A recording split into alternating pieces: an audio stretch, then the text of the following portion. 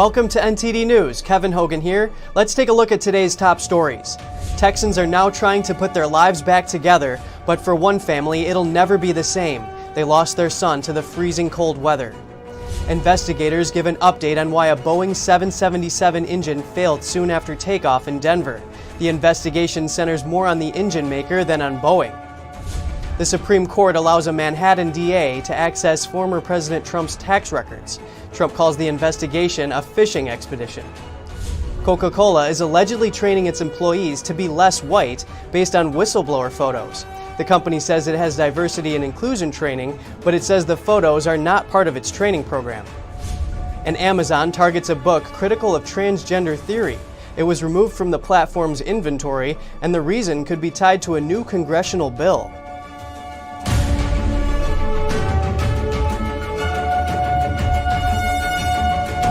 President Biden gave a speech and participated in a moment of silence at the White House to honor the American lives lost to the CCP virus. Today we mark a truly grim, heartbreaking milestone.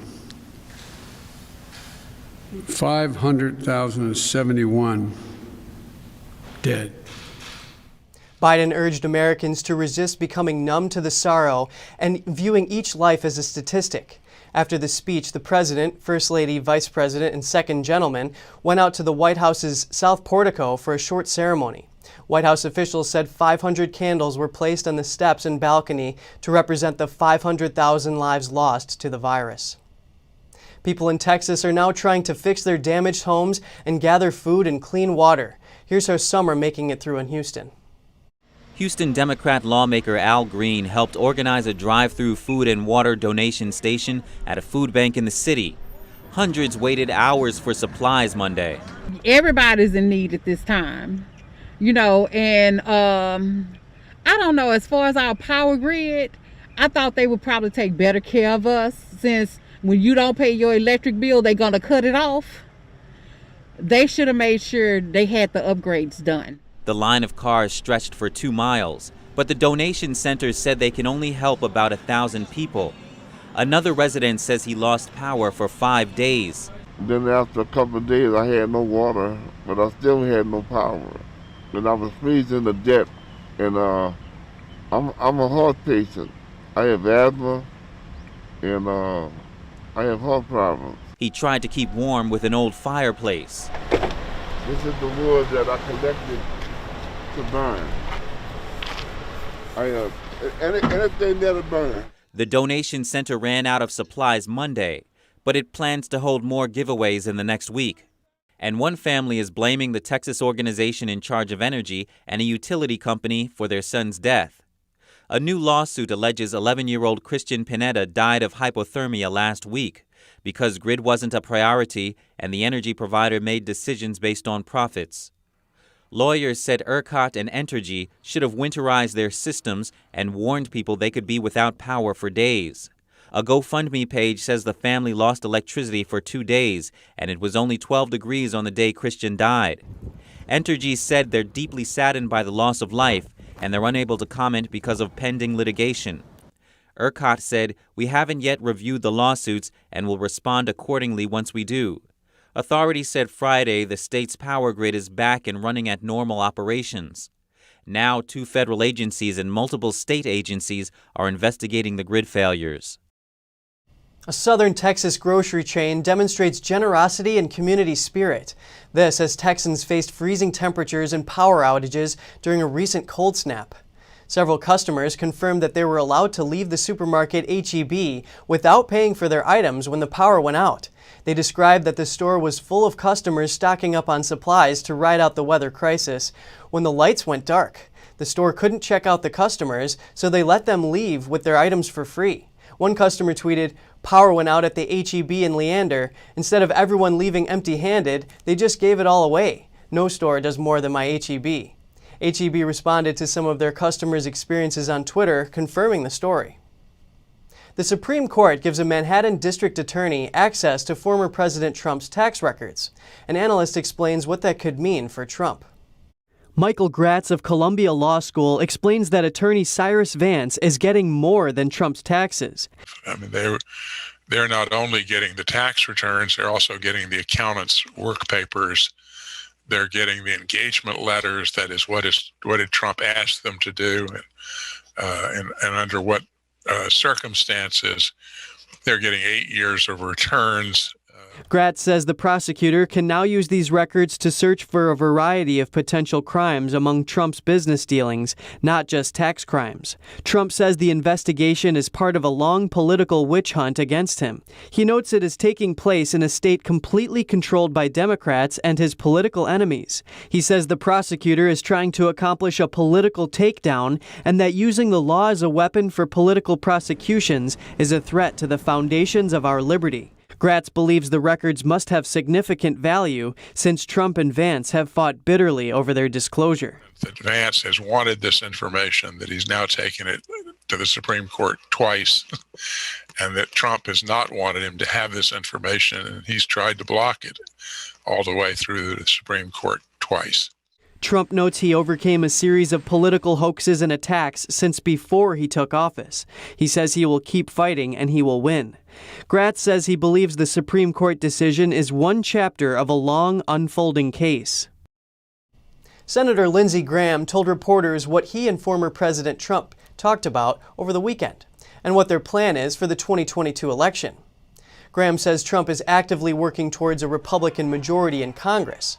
Before meeting Trump, Graham told reporters on Friday that the GOP needs to be united and that the worst possible outcome is for Republicans to continue to argue with each other. News of the meeting with Graham comes days after Trump's team announced that the president will deliver his first public speech since leaving the White House. He plans to speak at the Conservative Political Action Conference on February 28th. Former senior White House advisor Stephen Miller said Trump will talk about issues like standing up to China, dismantling the big tech monopoly, and defending free speech.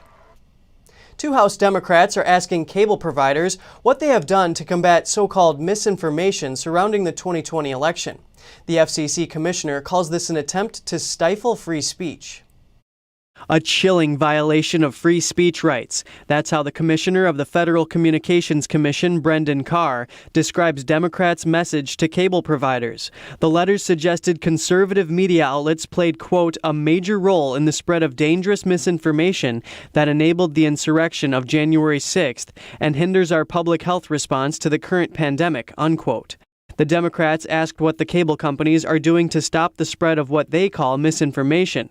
But Carr says by writing letters to cable providers, Democrats are telling them they will pay a price if the news media they carry don't conform to the Democrats' political narratives. On Tuesday, two House Democrats on the committee from California sent a letter to cable companies like Comcast and AT&T. They also sent a letter to Spectrum, Dish, Verizon, Roku, Amazon, Apple, and Google. The committee leaders said some broadcasters and cable networks' increasing reliance on conspiracy theories and misleading or patently false information raises questions about their devotion to journalistic integrity. In reference to conspiracy theories, the committee is presumably referring to news coverage of election fraud. That's after the presidential election that was riddled with irregularities and allegations of election fraud with hundreds of witnesses refuting the results. The House Committee on Energy and Commerce is set to meet Wednesday to address the media's role in promoting disinformation. Two Democrat leaders in the committee pointed to the prolonged severity of the CCP virus pandemic and the Capitol siege. They claim these occurrences suggest disinformation on news media presents a destabilizing threat. Fox is one of the accused news media that these cable companies carry. Fox said in a statement that for individual members of Congress to highlight political speech they do not like and demand cable distributors engage in viewpoint discrimination sets a terrible precedent. Newsmax is another media that cable providers carry. It told the New York Times it defends its election coverage and calls the letter an attack on free speech. Kevin Hogan, NTD News. Coca-Cola is apparently training its employees on how to be less white. That's according to photos posted online by an alleged whistleblower. The slides appear to draw on critical race theory, which is inspired by Marxist thought. Let's take a look. Try to be less white. That's apparently what one Coca-Cola training slide concludes. Whistleblower photos show the company is training its employees on confronting racism and understanding what it means to be white. But what does it mean to be less white? According to the photos, it means being less oppressive, less arrogant, less certain, and breaking with white solidarity, among other things. One of the slides claims in Western civilization, White people are socialized to feel they are inherently superior because they are white. It's not clear where the photos were captured. Coca-Cola said the images are not part of its training program. The company said its Better Together global training covers topics including diversity, equity, and inclusion. Coca-Cola didn't immediately respond to a request for comment. Conservative lawyer Harmeet Dillon wrote the slides appear to show blatant racial discrimination against white people. And conservative commentator Candace Owens called on employees to sue the company. She took to Twitter saying, if a corporate company sent around a training kit instructing black people how to be less black, the world would implode and lawsuits would follow. The training slides appear to support critical race theory. The theory echoes Marxist thought and reimagines class struggle based on race, gender, and sexual orientation. Over the past few years, critical race theory has crept into classrooms, workplaces, and even the federal government. Former President Trump banned this type of training for federal employees. Former Georgia Senator David Perdue will not seek re-election in 2022. In his announcement, Perdue called the decision personal, not political. Democratic candidate John Ossoff beat Perdue earlier this year in a runoff election. That contest saw Perdue's red seat switch to blue, helping create a Democratic majority in the Senate. Raphael Warnock also won in that runoff. His seat is coming up for election again in 2022 because he won in a special election to defeat Kelly Loeffler. That's the seat Perdue says he won't run for, even though he already filed initial paperwork to run. He maintains the 2020 runoff election included illegal votes. Big Tech appears to be broadening its content moderation from social media now to product sales. Amazon has reportedly stopped selling a book that discusses issues with transgender ideology. The e-shopping giant made the move quietly. The author said he wasn't notified and the company has offered no explanation. The book is called When Harry Became Sally, responding to the transgender moment. It's written by Ryan Anderson, president of the Washington-based think tank Ethics and Public Policy Center. He learned about what happened when others told him they couldn't find the book on Amazon's platform. The book argues that the push to encourage those who feel like a different gender to undergo sex change procedures is driven by ideology rather than sound medical advice. That's according to Princeton University politics lecturer Matthew Frank, who reviewed it in 2018. The book disappeared around February 21st, the same time Anderson published an op-ed in the New York Post, critical of a Biden administration bill. If passed, the bill would add sexual orientation and gender identity as protected categories under the Civil Rights Act of 1964. According to Anderson, it would, quote, vitiate a sex binary that is quite literally written into our genetic code and is fundamental to many of our laws, not least laws protecting the equality, safety, and privacy of women. Congress may act on the bill as early as this week. The Biden administration is watering down the U.S. citizenship test introduced by the Trump administration. Critics claim the test is too hard. U.S. immigration officials released a statement saying the Trump administration's test might create barriers to people seeking citizenship. The officials cite Biden's executive order mandating a review of policies that are not welcoming to migrants. Officials say the Trump administration's version includes more questions about U.S. history and civics. An immigration reform advocate writes to the Epoch Times, the Trump administration sought to update the civics test to reflect higher standards of citizenship. The Biden administration intends to ignore these suggestions and is not providing an adequate explanation for the rollback. We have an update on the airplane engine that failed over the weekend in Denver. An investigation agency found that the metal fatigue may have caused the damage to the engine's fan blade. Here are the details. A preliminary assessment has found signs of metal fatigue on the engine that failed on a United Airlines Boeing 777 flight at the weekend. The engine failed with a loud bang 4 minutes after takeoff from Denver. The National Transport Safety Board have been looking at damage to a fan blade. The chairman of the U.S. Air Accident Investigator told reporters it remains unclear whether the incident is consistent with an engine failure on a different Hawaiian-bound United flight in February 2018. That failure was attributed to a fatigue fracture in a fan blade. The engine that failed shed parts over a Denver suburb. The Pratt & Whitney engine, the PW4000, is used on 128 planes, or less than 10% of the global fleet. In another incident on Japan Airlines in December 2020, the country's Transport Safety Board reported it found 2 damaged fan blades, one with a metal fatigue crack on the same engine. That investigation is ongoing. The focus is more on engine maker Pratt, and analysts expect little financial impact on Boeing. But the PW4000 issues are a fresh headache for the plane maker, which saw its flagship 737 MAX grounded for nearly 2 years after 2 deadly crashes. Investigators will continue to examine the United Engines fan blade on Tuesday. Family members of 2 Iranian Americans held in Iran are calling on the White House. They're urging the Biden administration to make their release a key part of Iran policy. One man says his father and brother's release should be a precondition of any deal. His brother was blocked from leaving Iran after visiting in July 2015 and was interrogated for months before being arrested in October of that same year. The man's father was lured into Iran under the false premise that he would be able to see his son, but was immediately taken into custody and remains barred from leaving Iran. U.S. National Security Advisor Jake Sullivan says the administration plans to talk with the Iranians about the unlawful detention of American citizens. The wife of Joaquin El Chapo Guzman, the imprisoned former leader of Mexico's Sinaloa drug cartel, was arrested on Monday over the alleged involvement in an international drug trafficking. That's according to the U.S. Department of Justice. The wife of El Chapo, Mexico's most notorious cartel leader, was arrested on Monday on drug trafficking charges. Emma Coronel Esporo, a dual U.S.-Mexico citizen, was arrested at Dulles International Airport in Northern Virginia and charged with conspiring to illegally import and distribute heroin, cocaine, marijuana, and methamphetamines in the U.S. She had been under investigation by U.S. authorities for at least 2 years as an accomplice to her husband, sentenced to life in prison plus 30 years in a celebrated trial in 2019, where prosecutors said he amassed power through murders and wars with rival cartels. El Chapo is now being held at ADX Florence in Colorado, the United States' most secure super maximum security prison.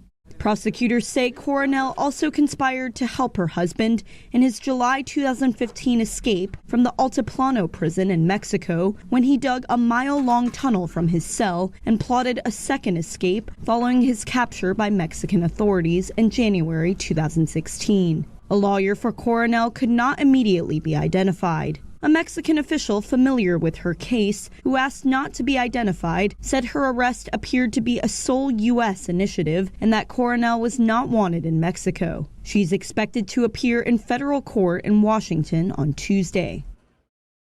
A video shows the moment a vessel carrying 8 Cuban migrants, including 2 pregnant women, capsized after more than 16 days at sea.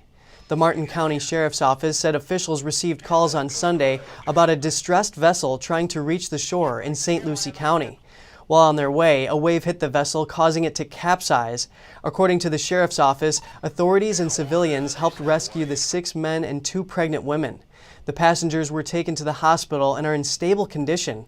The office wrote on their Facebook page that federal authorities will now determine if any further immigration action will be taken. And just ahead, the entire school board of a California school district resigns after an internal meeting is broadcast publicly and then goes viral.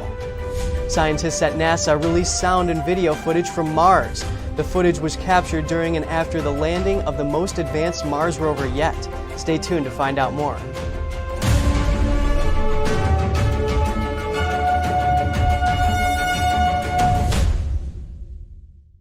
If you're like me, and I think it's actually most of us, then you're getting really fed up with the nonsense going on inside the banking system. I mean, we've worked hard our entire lives to retire comfortably. We just recovered from the crash of 2008, and it seems like it's about to happen all over again. Look at the too-big-to-fail banks. They're only getting bigger as the Fed hands them trillions of dollars daily, while simple folks like you and me, we're only getting the short end of the stick. That's why I'm glad I found this book called The Bank Failure Survival Guide. Give us a call, and we'll send you a free copy with no obligations whatsoever. Just one American to another, telling you about some options that you might not have considered. Call 866-239-2619 today for your free copy of the Bank Failure Survival Guide. That's 866-239-2619.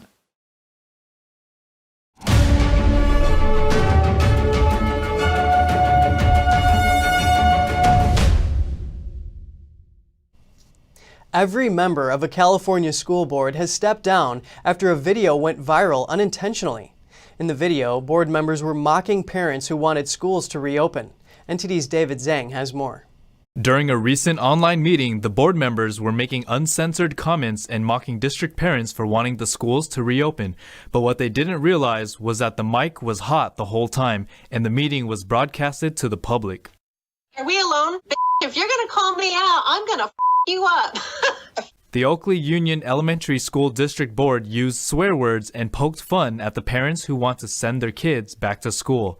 The board president says parents wanted to pick on the school board. They want their babysitters back. Right. Another member assumed that parents wanted to send their kids to school so they could smoke marijuana at home. At one point, the district superintendent suggested implementing a new technology to restrict incoming public comments from parents to just 3 minutes, with others praising the idea. When one board member found out the meeting was live, it was too late. Uh-oh. We have the meeting open to the public right now. Nuh-uh. The meeting, after someone posted it to social media, went viral. An online petition was created calling for the board's resignation. Over 7,000 people signed it before their wish was granted. The school board president resigned by Friday, followed by the rest of the board members. The school board apologized in a joint statement saying, "As trustees, we realize it is our responsibility to model the conduct that we expect of our students and staff, and it is our obligation to build confidence in district leadership. Our comments failed in both regards." That was embarrassing that they would make comments like that. And also, they should remember that there's always a microphone on somewhere. The incident has once again shed spotlight on California's delayed progress to reopen schools. Jenny Song, a local parent and advocate for reopening schools, started a Facebook group called Contra Costa Parents for In-Person Learning. Parents who are for in-person are getting attacked. They will not stop advocating for the kid. Currently, the children are harmed, and not just like right now in terms of their grades, but also their future. Many district parents are still outraged by the school board. They held a rally in front of Oakley City Hall on Saturday, demanding the city's 5,000 elementary students return to in-person learning 5 days a week immediately. Reporting by David Zhang, NTD News, California. A major West Coast city has a law that bans discrimination against one's political beliefs. A former political science professor said that law may act as a check for big tech censorship. Emerald Chung has more in Washington. Businesses located in Seattle may have to face anti-discrimination lawsuits in the future, specifically anti-discrimination for political beliefs. Seattle has had laws on the books since the 1970s that ban discrimination. In 1999, the city included a fair contracting ordinance. Business contracts cannot discriminate against political ideology. That's according to former political science professor John West. So Seattle is one of the only places in the United States that has banned discrimination in its civil rights laws based on political ideology. West said any company headquartered in Seattle is subject to this law. This includes big tech. The biggest big tech company that's headquartered in Seattle is Amazon.com. Basically anyone who's discriminated against by them can sue. So it's not just a Seattle resident, it's not just a Washington State resident. Now, West mentioned Parler. Amazon Web Services hosted Parler and removed them after January 6th. Parler alleges that Amazon's representative to them raised all sorts of questions with them about whether Donald Trump was going to get a Parler account. If that's true, that might provide evidence of political ideology discrimination. According to West, companies with a presence in Seattle may also be subject to the law. He listed Apple, Facebook, and Google. Seattle and Washington state residents that suffered discrimination may be able to take legal action against those companies. Against it. This is not a symbolic law. The law allows punitive damages, pain and suffering damages. It allows, attorney fees. It allows injunction relief. It allows affirmative action. West said there has been much discussion about how to have checks against big tech. He has researched and written about the law to raise awareness of one possible check. Reporting by Emerald Chung, NTD News, Washington. The governor of New York is allowing movie theaters to open in New York City, but with safety measures in place and limits on capacity. CCP virus lockdowns have hurt movie theater operators. Cinema chains like AMC are struggling to stay afloat.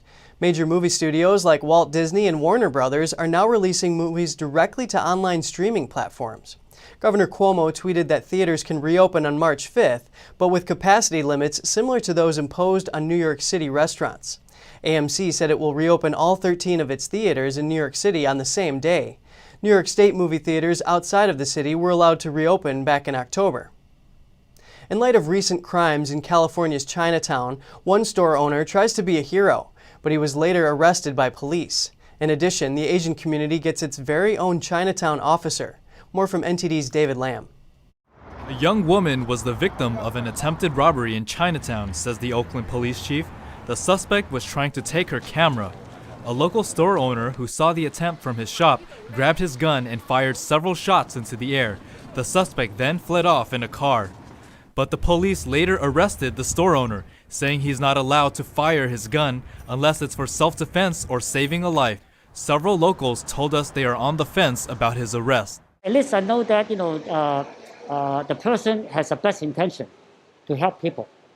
And I don't believe he has any intention to hurt anyone. From the perspective of community and local Chinese, we think he's a hero, even though his action fell into a gray area. I'm sure he acted the way he did for a good reason. The police chief recommends an air horn as wrongdoers may flee from the drawn attention. It's unsafe to fire a weapon in the community, he says. We don't want our business owners or others to begin to arm themselves, right? We would really prefer them to be good witnesses. The community has a hard time filing reports due to language barriers. A new liaison officer in the Chinatown community will be helping with translations and communications. She can speak Mandarin and Cantonese. They're going to be welcome to come upstairs and request those reports or just speak to me and ask me questions. With this, it just opens up another opportunity for them to actually make the reports with me if they feel comfortable with me. The locals warmly welcomed the officer on her first day. The community can feel embarrassed or feel hassled to speak to officers, she says. While I appreciate those that have stepped forward and are looking to help our community members and be there and intervene, I think you can do that with your voices. You can do that with making phone calls to OPD. One community member says in the past, phone calls were not helping. I think it is ridiculous that the message that the politicians are sending out, or at least the police chief, is that don't protect yourself, don't help someone else. Just call us. The Chinatown Patrol Group, consisting of local business owners, was created before the Lunar New Year. As for the store owner who fired his gun, Alameda DA told us they're working on the case but can't disclose further details for now. David Lamb, NTD News, California. And coming this summer, the National Spelling Bee is back. The Scripps National Spelling Bee was canceled in 2020 because of the pandemic, but it's now set to return this year, with the Spelling Bee Finals taking place on July 8th at the Walt Disney World Resort in Orlando, Florida. The finals will follow 3 finals rounds, which will be held virtually over the course of several weeks. Finals in the past, known as Bee Week, have been held in person. Up to 12 finalists will be participating in the in-person finals in an effort to avoid spreading the virus. NASA scientists unveiled a first-of-a-kind home movies of last week's Daredevil Mars rover landing. It vividly shows its supersonic parachute inflation over the red planet and a rocket-powered hovercraft lowering the science lab on wheels on the surface. I invite you now to, if you would like to close your eyes and just imagine yourself sitting on the surface of Mars and listening to the surroundings. NASA scientists on Monday released the first sights and sounds ever recorded on Mars, a light gust of wind on the planet's surface. Vivid footage showed the rover Perseverance deploying its red and white supersonic parachute by way of a rocket-powered hovercraft and lowering its wheels to the ground in a plume of dust and smoke. Ready to begin seeking the signs of past life. The project's lead engineer described watching the most advanced rover ever developed take its place on Mars. It gives me goosebumps every time I see it. Just amazing. I hope everybody kept their hands and arms inside the vehicle at all times while it was in motion. So we're actually beginning to... The footage was captured last Thursday from cameras mounted at different angles of the Perseverance landing craft as it passed through the planet's thin atmosphere to gently touch down inside a basin called the Jezero crater. The six-wheeled vehicle sailed through space for almost 7 months. The video montage was presented to reporters 4 days after the historic landing. The chief imaging scientist behind the project explains what's presented. This is it. This is Mars. We're here in our place that we're going to be exploring over the next months and coming years. Scientists hope to extract samples from Martian rock for future analysis back on Earth, the first such specimens ever collected by humankind from another planet.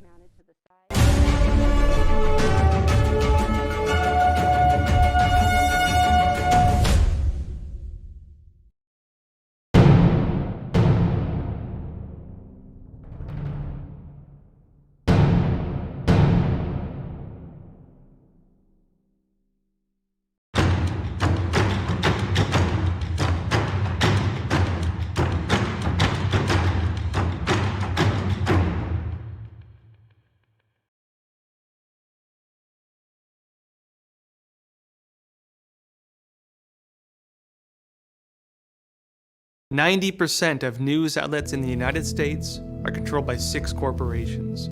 They're not out to tell you the truth of what's happening. They're out to tell you the picture of the world that they represent. The mission of the Epoch Times is to chase the truth, to ground all statements in facts, and prevent people from being misled. This is a battle between truth and deceit. Subscribe today and join the Americans who are seeking truth and tradition. We'd love to have you on board."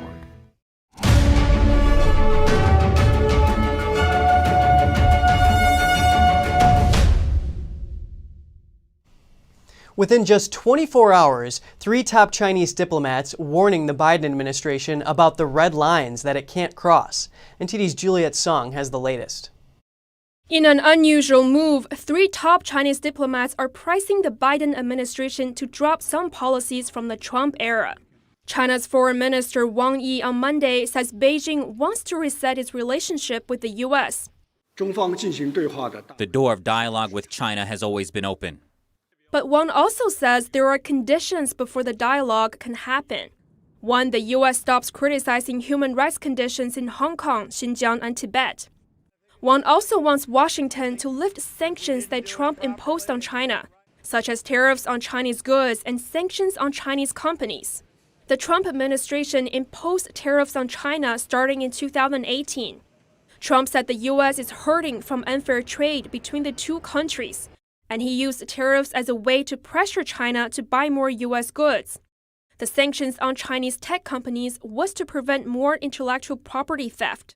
China's ambassador to the U.S., Cui Tiankai, also echoes Wang's talking points. Cui says issues including Taiwan, Hong Kong, and Xinjiang are red lines for Beijing, and China won't give in on these matters.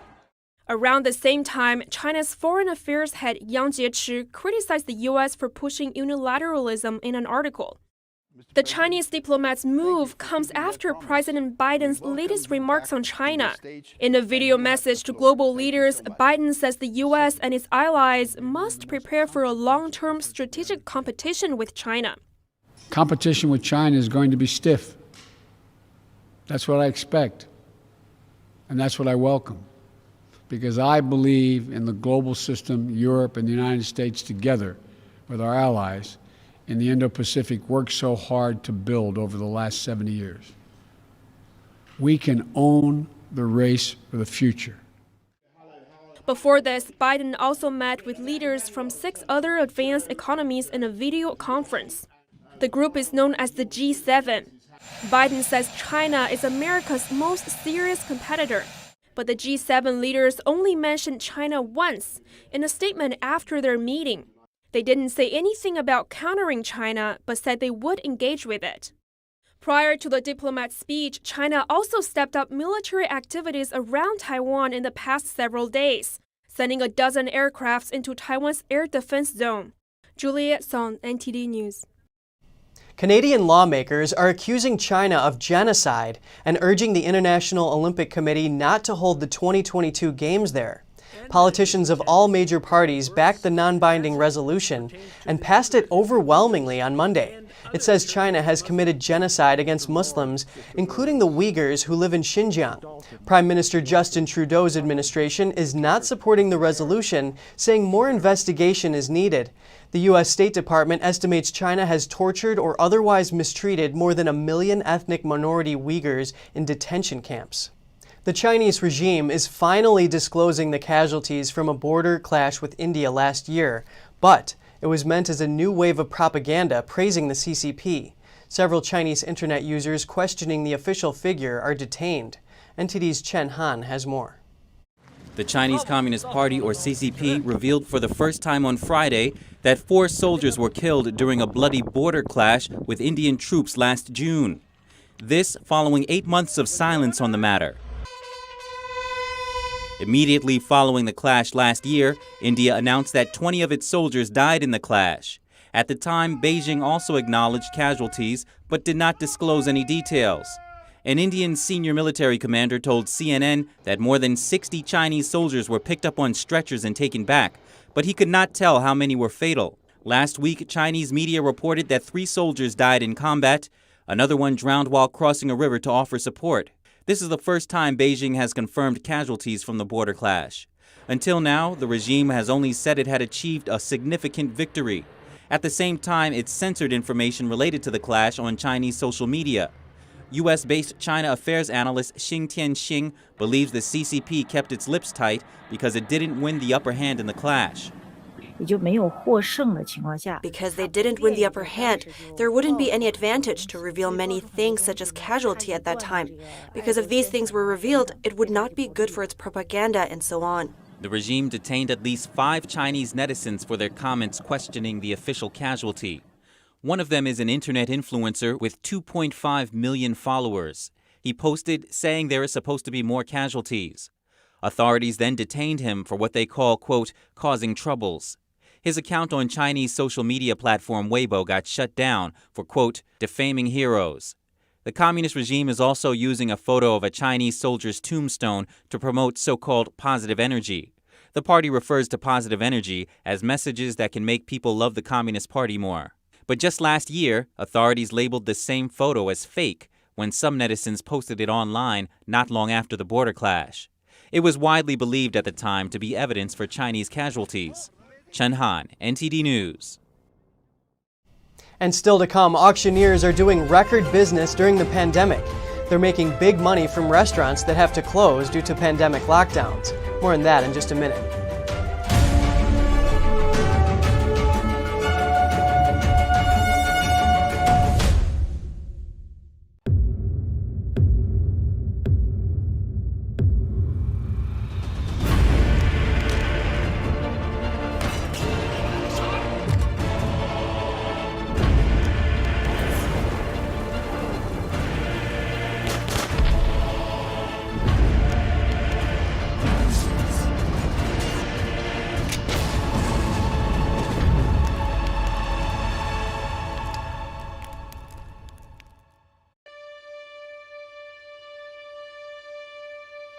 You know nothing about China. Man, this is getting really out of control. You might never be able to go back to China. I have to take that risk. If I don't do it, who will?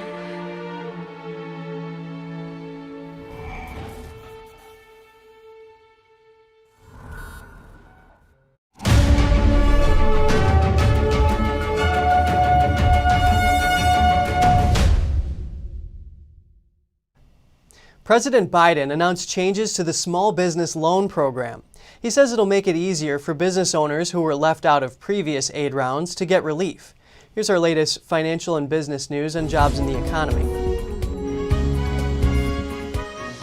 President Biden is expanding access to the small business loan program. He announced the changes Monday.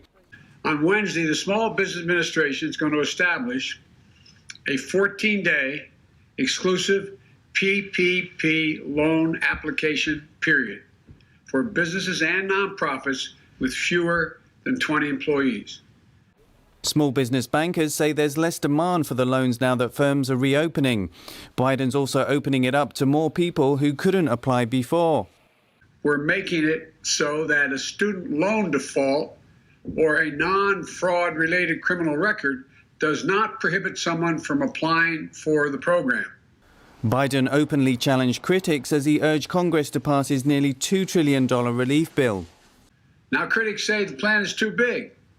Let me ask them a rhetorical question. What would you have me cut? What would you leave out? A non-profit think tank says that nearly half of the House's relief bill was being diverted to issues unrelated to pandemic relief. Biden's changes also aim to make it easier for businesses without any employees to get aid. We're also making it easier for those one-person businesses, like the home repair contractors, beauticians, small independent retailers, to secure forgivable PPP loans. The White House says it's improving the program's operations by strengthening fraud checks and communicating more with both borrowers and lenders. Patrick Hayden, NTD News. The Federal Communications Commission says it's moving to finalize rules for a program to provide lower-income Americans with discounts on monthly internet service and on purchasing a laptop or tablet. Internet access has become more critical during the pandemic as millions of children attend school online. The $3.2 billion program will provide discounts worth up to $50 a month for internet service and up to $75 on tribal lands. Households will also be able to get a government discount of up to $100 on a laptop, tablet, or desktop computer. The buyer still has to pay up to $50 of the purchase price. Congress said the program would last at least 6 months, but could go longer based on the length of the pandemic. Thousands of restaurants have no choice but to close down for good these days. Now the huge volume of closures is bringing in big profits for commercial auctioneers. Restaurant owners who've had to close are now trying to get rid of their used equipment. And auction companies say they're being flooded with inventory like never before. As the pandemic has continued to impact businesses, the auction industry has actually become busier and busier as the economy has weakened, especially in small businesses and food service equipment. He says auctioneers are having a record year, but it's bittersweet because the restaurant industry is suffering. People are saying goodbye to the business they built and wondering what to do next. Unfortunately, I had to give the keys back there because after 10 months of not being able to operate, you can't survive. Although many are struggling, the market for used equipment is surprisingly strong, especially for restaurants with a strong takeout business. There's people in the business that have been able to evolve and go into a new market. So they're the ones who are buying equipment. We're also selling equipment from out of state. But the shift in the small business landscape comes at a huge nationwide cost. We've lost 110,000 restaurants in 2020. That is 17% of our nation's total. We've never seen that kind of loss, not during any recessions, not during any other incident. So this is as dire a situation for the restaurant industry in this country as we've ever seen. Restaurateurs now hope Congress can salvage what remains of the industry. What we need is an industry-specific solution from Congress as they work through a COVID relief bill. We need specific funding targeted at restaurants, or the nation's second largest private sector employer is not going to be around that much longer. Congress is trying to push through a large relief package, but Republicans and some Democrats disagree on certain aspects of the bill. There's no telling when it will get to President Biden's desk for the final signature. Kroger says some customer data from its pharmacy and clinic might have been stolen as part of a massive cybersecurity breach. Kroger thinks hackers may have gotten their hands on Social Security numbers, and they likely viewed the personal data of those using its health and money services, along with some current and former employees. Kroger thinks less than 1% of its customers were affected. It says that breach did not affect Kroger stores' IT systems or other parts of its grocery stores. It says it's notifying people who may have been impacted and offering free credit monitoring. Coming up, Italian families leave the city of Milan for life in the country. Italy has been hit hard by the pandemic, and parents are reevaluating where to raise their children. Australian wildlife try to recover from a drought and bushfires. A volunteer in New South Wales takes care of orphaned kangaroos and wallabies. Find out more after this short break.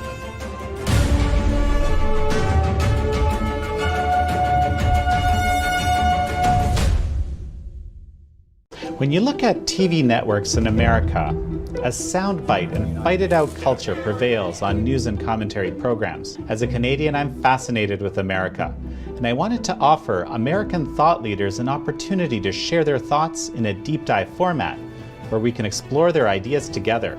And so American Thought Leaders was born. The world's most brilliant thinkers believed that open discourse was the key to greatness. However, all around the world, we see that discourse is being stifled and political agendas have subverted media. The Epoch Times launched its Global Thought Leaders program to bring back this great tradition of free thought. As the host of American Thought Leaders, every week I interview some of the most intriguing minds on the most pressing issues of our time. Be sure to check out our new episodes every week.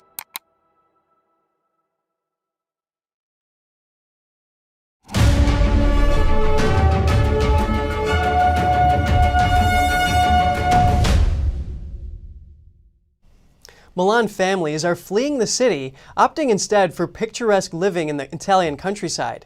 The shift comes as people look for safer places to live amid the pandemic. 4-year-old Nathan, his little brother Samuel, and their parents moved from central Milan to the Brianza province in Lombardy. It's time for the boys to go to daycare. Once coats and shoes are on, they head out into the fresh air. It's an environment where they can experience the wonders of nature, a stark difference from their old urban life. The family relocated here in October as the second wave of the pandemic surged in Italy. At the beginning, so in March last year, it was more about being afraid of the virus. Now we're still a bit scared, but less so. We are more afraid of a city that is now changed and that has lost everything that made its core.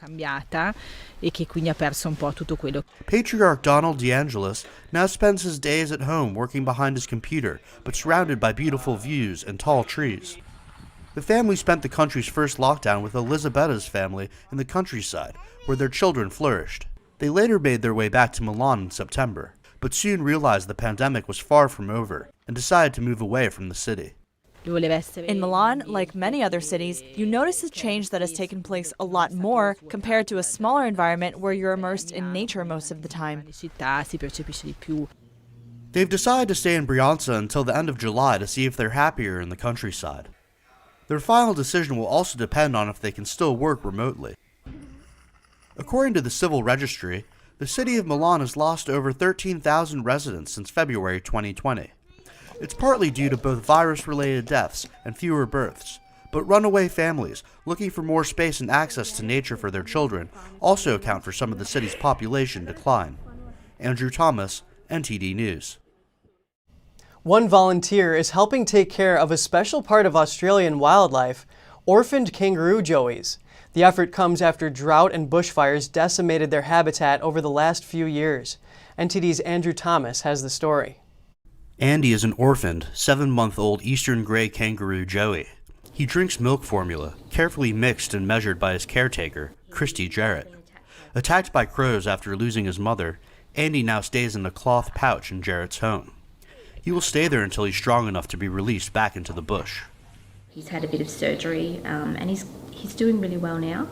And he'll be in care for probably about 12 months, 18 months, until he's ready to be released. He's a pouch-bound joey, so he stays in his pouch all the time. Jarrett, who works at a local school, said she and her partner have cared for more than 200 kangaroos, wallabies, and wallaroos. All have been raised, nursed, and fed before being released back into the wild. The love affair started 10 years ago, when Jarrett rescued a wallaroo joey from its dead mother's pouch. Since then, she hasn't been able to stop. It was such an eye-opener to learn how very human they were, how emotional, how interactive.